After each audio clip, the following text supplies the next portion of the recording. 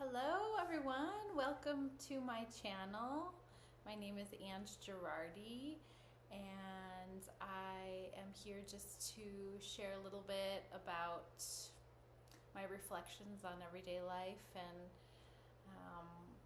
all that is happening, all that is present in our world, all that is present for me in my life, and just reflections. So today I have a special guest. This is Giona Woutley, and he's my son, 14 years old, and we will be just talking about some things about him today, getting the inside scoop on what it is to be 14 in his world and in Colorado and in the United States. So everyone welcome Giona. So Giona recently went through a big excursion in the medical system, and he had 3 surgeries on his arm, on his left arm, so all the bones that meet in his elbow, and then in his left leg and his left hip. So he's kind of in a comfy chair today. But it's been almost 3 weeks since that event on the mountain, and since then you've had a lot of time to kind of do different things than your normal school routine and social routine. So how has this time been for you? It hasn't been great. So I was stuck in a hospital for like 9 days, and I couldn't do anything there. And then I got out, and I still couldn't walk. So that's not great either. But at least I'm not in the hospital, and I have more things to do. I still don't really get to go places or see people as much. Because I can't walk and go on my own. So, yeah. So what kinds of things have you been doing the past few weeks? I've been writing, I've been reading, I've been drawing. Yeah.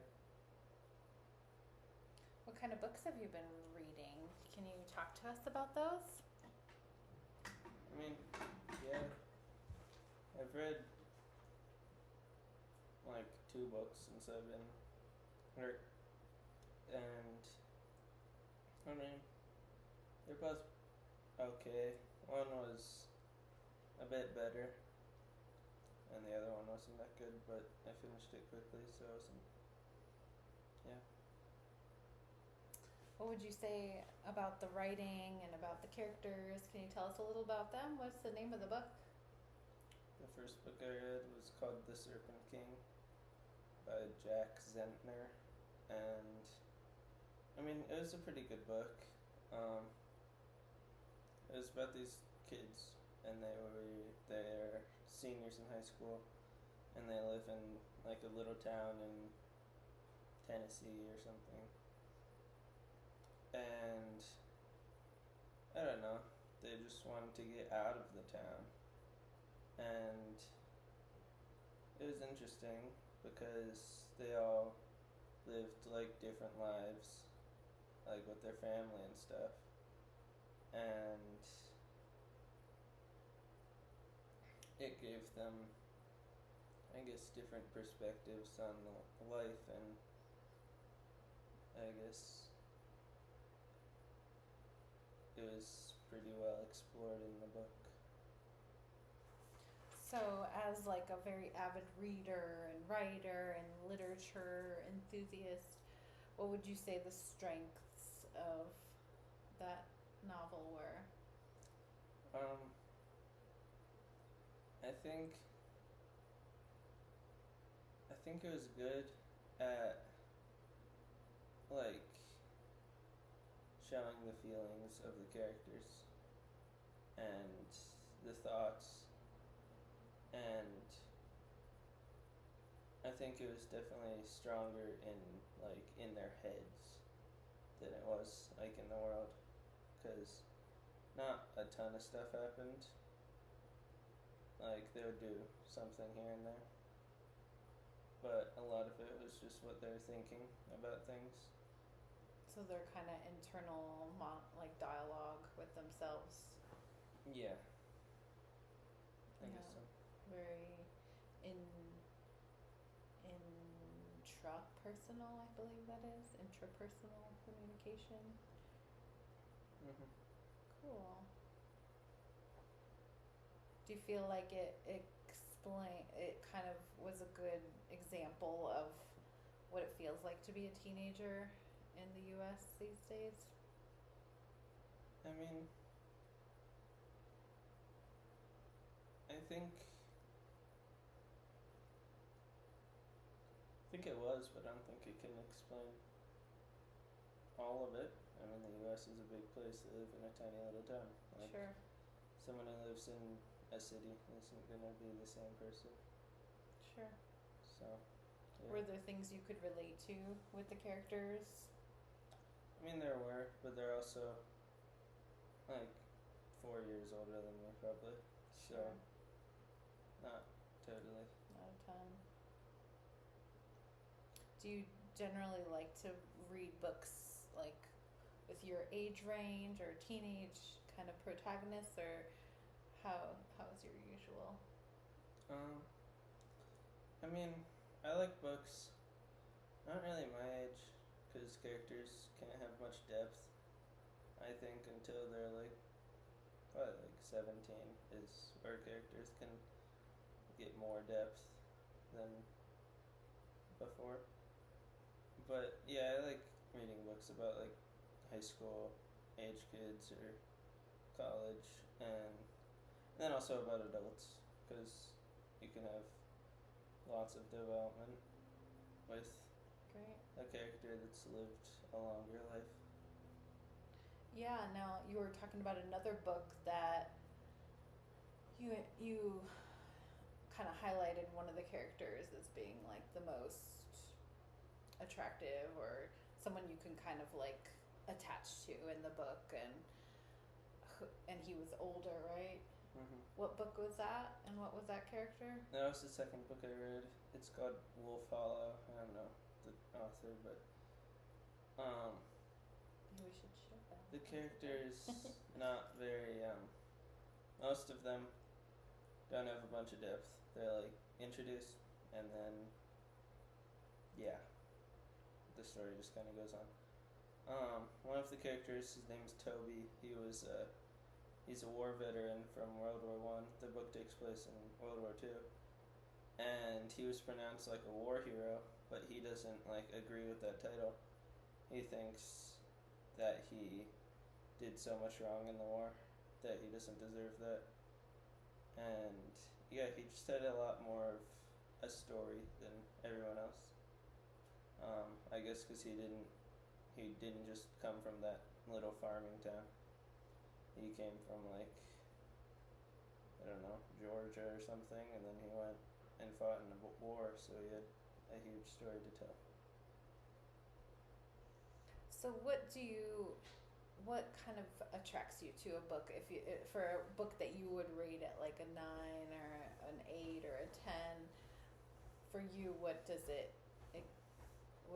contain? Well, it smells good down here.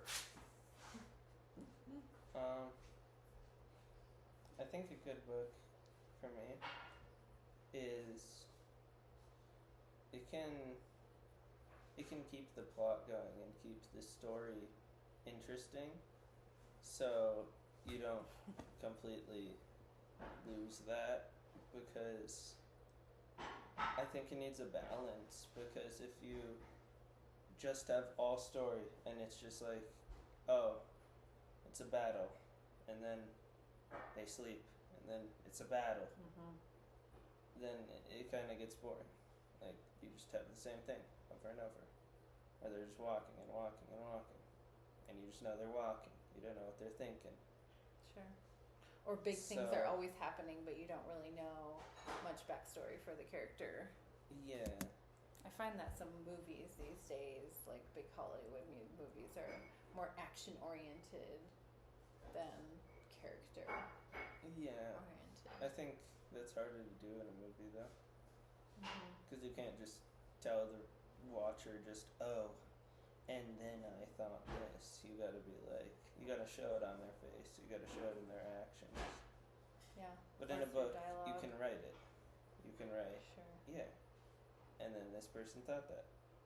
And I think that's very valuable to get the characters' feelings on the situation and on their past. You need to know a character if you're gonna get to like them, because if you just know what they do, like, that's cool and all, but like, whatever. So I think a good book, you need balance between the headspace and the world. And but it goes like both ways. Like if it's all just in their head, just what they think and what they think and what they think, Sure. then the story's never gonna move along. And you can have that for like parts of the book, but you don't need it for the whole book. And I mean, in terms of genre, I think you have to embrace the genre. If you're gonna go fantasy, you have to go fantasy. You can't have like, oh yeah, it's just a normal town and then there's a monster. Unless that's the plot. If it's like supposed to be like, oh yeah, occasionally fantastical things happen, it's like, okay, it's not very interesting. So continuing, you were talking about genres having to be kind of all in. If you're going to go in for a genre, Yeah, like sci-fi. make it all in. If you're gonna go to the future, Don't be confused about it. Don't bring back like muskets or something. Like, go to the future. I think it's good. I'm not saying you shouldn't have more than one genre. I think if you go like fantasy, it's good to have romance in it. It's good to have suspense. It's good to have mystery in it.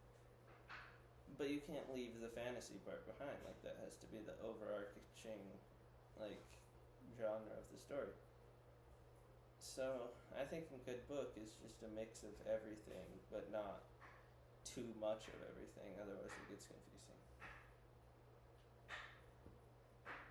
So genre, character development, character depth. Anything else? I don't know. I mean, I think you can just be creative with it. I think it has to be. It can't just be like telling a story. It has to be somewhat poetic. You have to choose your words nicely. You have to use like literary devices. You can use like alliteration to make it look nice, or use metaphors. You can't just have it, say it as it is. That's just boring. So, I mean, you don't need a super poetic story. You can, of course, and that's wonderful. Or you can have one that just weaves some more poetic elements into it, because you need it to make you think about the book, to make you like wonder and come up with your own ideas of it. Because if it just gives you the answers, and then you just read it and it's kind of blunt. If it's like poetic, then it lets you interpret it, because poetry, you can never look at it and take it for what it is. You can never take poetry literally. It doesn't work. If you go and tell someone, oh my gosh, I love this about your poem, and like I totally understand it, it might not be right, because you're never gonna know what the poet was thinking. Because poetry is, it's the things, I say that a poem is the feelings we never knew we were meant to feel. So it's really based on the poet and their thoughts. I love that. And it can also evoke the reader's thoughts, of course. You don't have to get it right. Mm-hmm. You have to make your own truth about it. Because you're never going to take, oh yeah, this is my best friend's, this is what I think about my best friend. Like, no. If you read someone else's poem about their best friend, you might think of that about your sister. You might think about it about, like, your father. But it just brings out something in everyone. That's great. It kind of reminds me, I mean, this might not be totally related, but when hypnotherapists, like Dolores Cannon, when she interviews people and they're in a hypnotic state, and she accesses this part of them that she calls the collective unconscious or collective subconscious. And she believes that we all kind of are connected on that level of that collective subconscious, but it's not in our conscious waking life. And it, to me, when you were describing how it's going to be interpreted to everyone differently, and it's going to, what did you say? It's going to access things you didn't know? I mean, I think a poem is a feeling you didn't know you were meant to feel, or you didn't know you could feel. Yeah. That's really, to me, that seems like it's crossing into that subconscious realm. Like, if you think about what a poem is, if you think about things that are poetic, I say the silence in between the claps of thunder is a poem. I say, like, that clump in the back of your throat before you cry, that's a poem. Because those are the poetic things in life. Walking in itself isn't a poem, but maybe the way you carry your feet and step right over the crack of the sidewalk is a poem.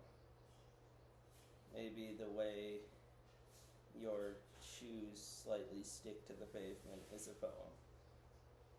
Because everything, you can take it and take the poetic piece out of it, but not everything's poetic. Some things aren't. But it's those little things that make you think. That's what a poem is. I love that. I could feel it even as you're describing that. It makes me feel those pregnant moments where there's potential, and it's like pregnant with potential, with the clap of thunder or the step or the cry or oh, that's beautiful. And of course, the thunder can also be the poem. You just have to think of it that way. Or the lightning can be the poem, or the rain, like, sure. Any part of it can be a poem, but it can't all be a poem. If you look at a thunderstorm, it's either the thunder is going to be the poem, and then the pieces in between aren't a poem, or the pieces in between are and the thunder isn't. It can't all be a poem, otherwise, if everything's poetic, then Sure. nothing's poetic. Well, then you're just kind of like reporting what is. Yeah, I mean, poetry if is you make almost like something, if you make everything happy, then nothing's happy anymore, because it's all the same. It's the same with that. Like, if you look at the thunder and you hear it and you're like, whoa, that's really amazing. And then you think about the time in between the thunder and you're like, whoa, that's really amazing. And then you're like, you see the lightning and you're like, whoa, that's really amazing. Then it's all amazing and the little parts stop standing out to you. So you have to pick apart the little parts and leave them as they are. Oh. Brilliant, Giona. Brilliant. And this is what I love about talking with Giona, is that he never even knows what he's gonna say. But so many times he's said things that are so poignant and deep, and it's just in the flow of conversation and his own mind kind of thinking about the way that he sees the world. What did you say? I'm right about that? Yeah. I mean, I think about what I want to say, and then it doesn't work. Like, I'm going over a conversation for days or hours or minutes. And I'm like, what am I gonna say? So then I come up with a whole speech, and then none of it comes out, and something else comes out, and then it works or it doesn't work. But But that's not it poetry. gives you an idea. No. I mean, when I That's think speech, about something, right? when I think about what I'm gonna say, like it gives me an idea, and it probably makes what I do say better Sure. because I've thought it out. Totally. But I'm not gonna be saying what I thought I did, so I Yeah. just lose it.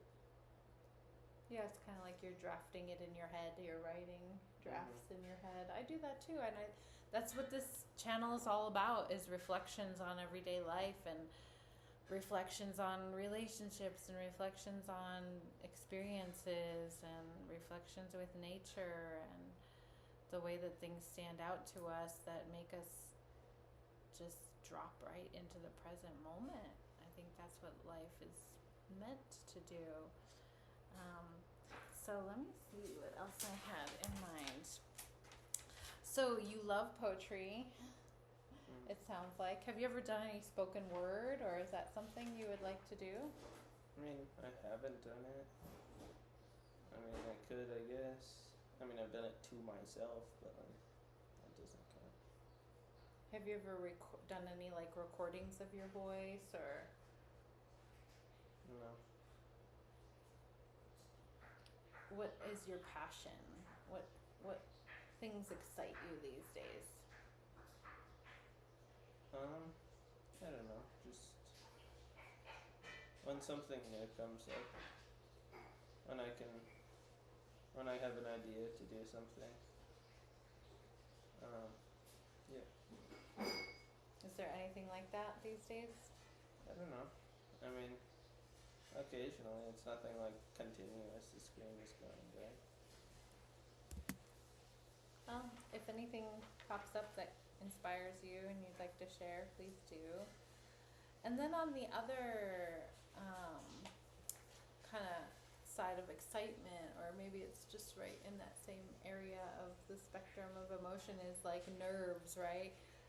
Is there anything that makes you nervous in your world these days?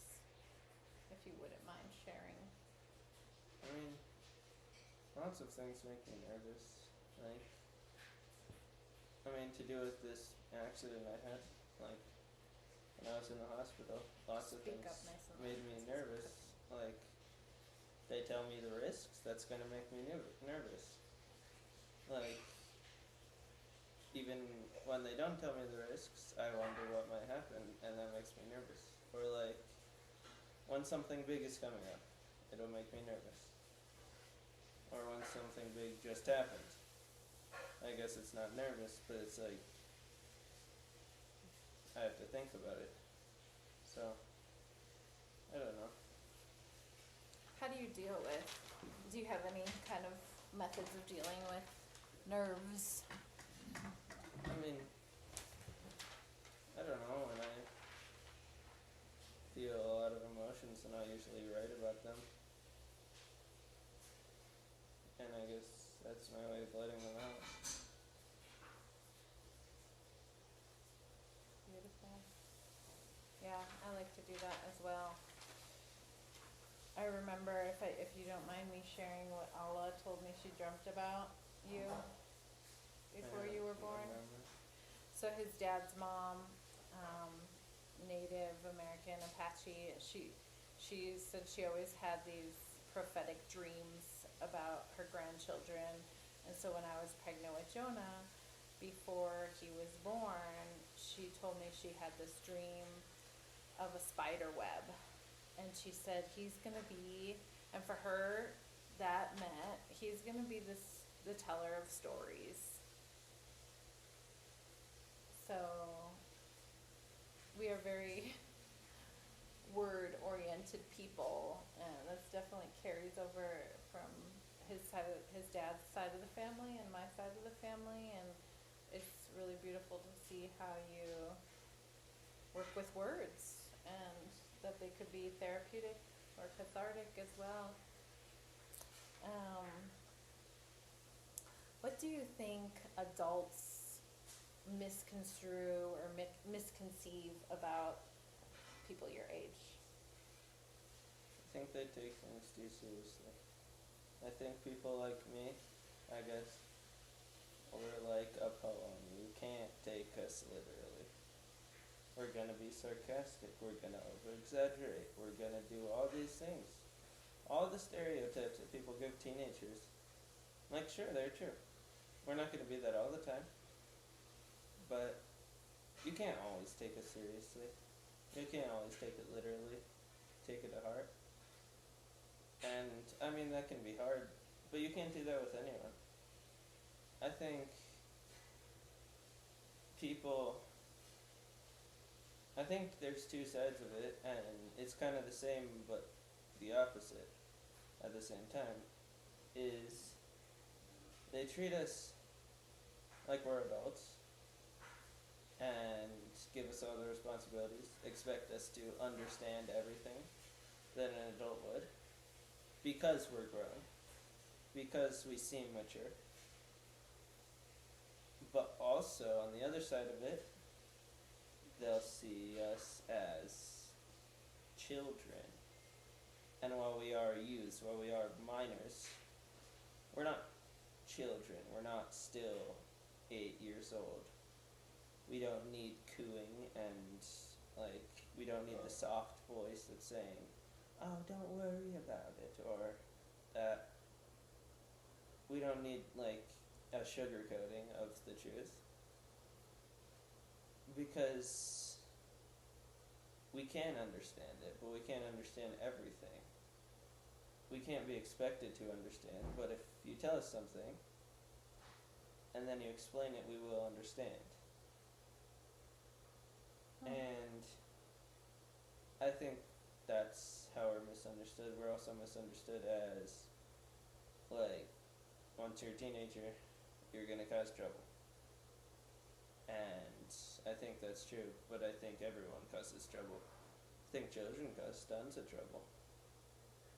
So, I don't think it really changes. I think people just see it as more of an issue because we seem like adults.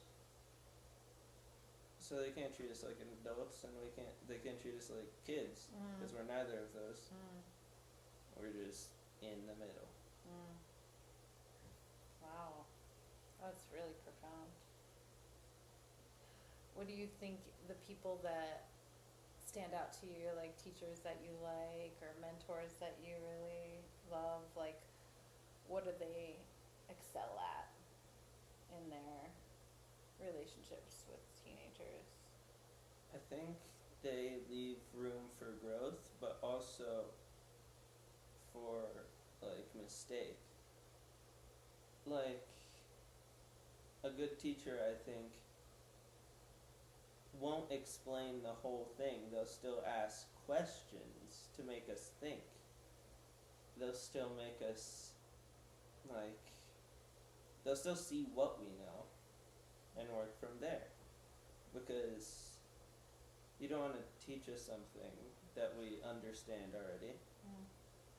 But if you just steamroll past it and just go past it without without letting us ask questions, or without asking us questions, then we might not understand it. So, I think, like, just seeing where we are is helpful.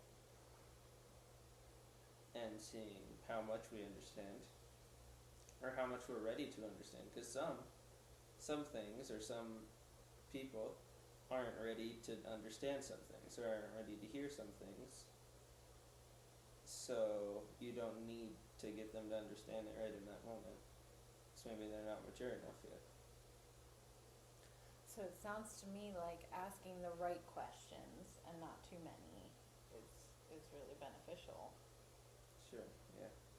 But also doing a lot of listening so that you're not asking dumb questions. You are so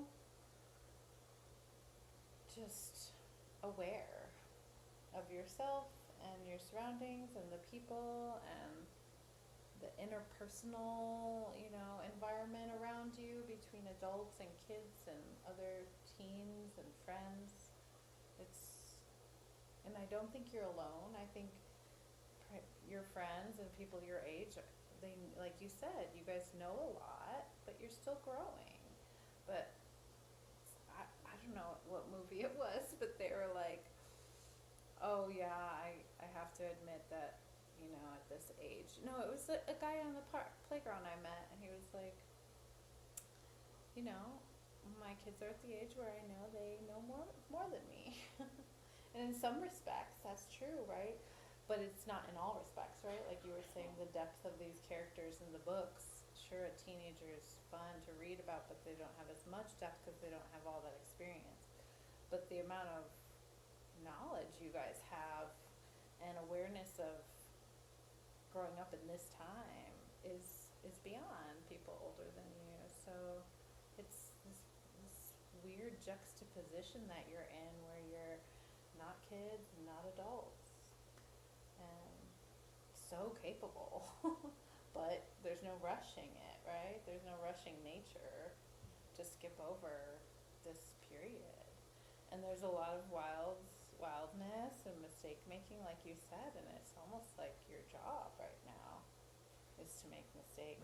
Better do them now than, being a goody two shoe and then do them when you're a legal age where people don't look at you like you should you should know better at that, once you're older. So really beautiful, really revealing. I love that. Is there anything else you think people should know about you? No. What do you think, if you want to share, what do you think makes you unique? Because we're all unique, right? And the big thing I try to kind of preach is like we are all unique, and it's all about. Can I crash this party? We're doing a video. You're welcome to watch. Anyway, we're all unique, and it's about recognizing your unique gifts. So, what do you find unique about yourself? I don't know. I mean,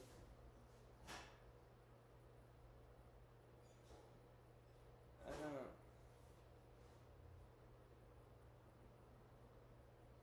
don't know what to think about unique, because I don't think there's like a generic kid that we can like go off of to be like, oh, I'm different than that person.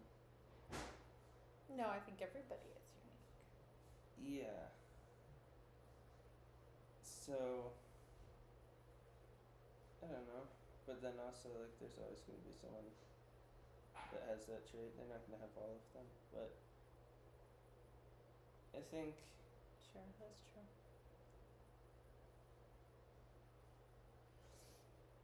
I'm unique in the way that, like, I don't know, I guess I'm contemplative, but not in the way that I'm like not letting myself do things. Like, I think about everything I do, but mostly after I do it. Because I'll still do things on impulse, and then I'll be like, oh, that kind of sucked. So, 0 Aries moon. I think I can think about everything, even if me thinking about it doesn't affect any outcome whatsoever. I think it affects how I see the world and how I think about the things in the future. And yeah, I think, I don't know, I guess just being able to see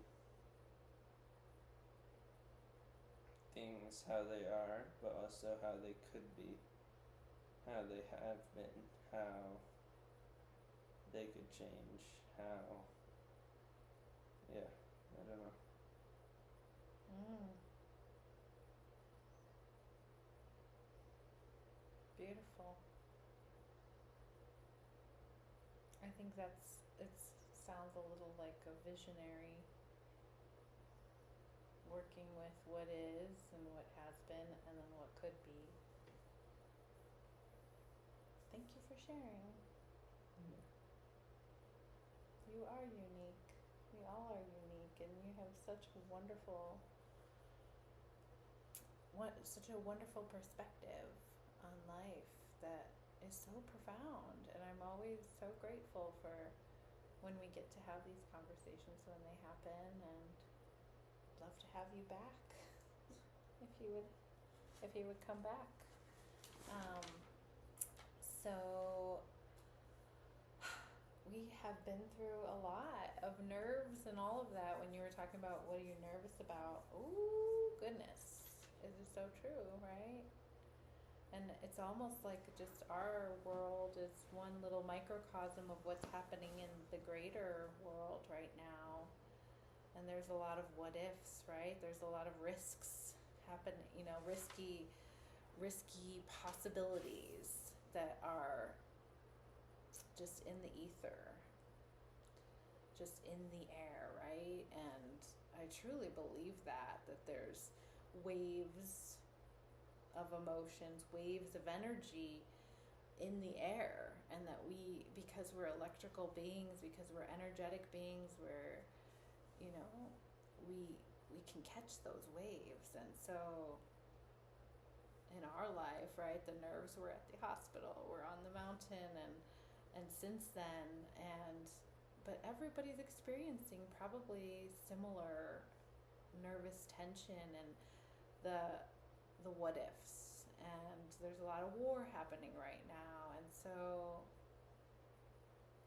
like Giona was saying, I just want to kind of piggyback off of you, is like, well, let's look at what's been done and what has happened and what could happen, and let that could be the highest possible timeline, the best possible outcome when you're having those what ifs, and all the risks that are at bay right now with our government, with the wars, within your own family, within your own relationships, and really try to hold that vision of that best possible outcome. And you can have all the risks and all the possible worst outcomes, assessed like a good statistician, but that best possible outcome, just put some stars by it and give great gratitude for what is going well. So I think that's all for tonight, and thank you so much for tuning in. Please share, please subscribe, and you'll get notified when we make another video. Again, my name is Ange Girardi, and have a wonderful week, and best possible outcome. Keep that on your screen. Ciao for now.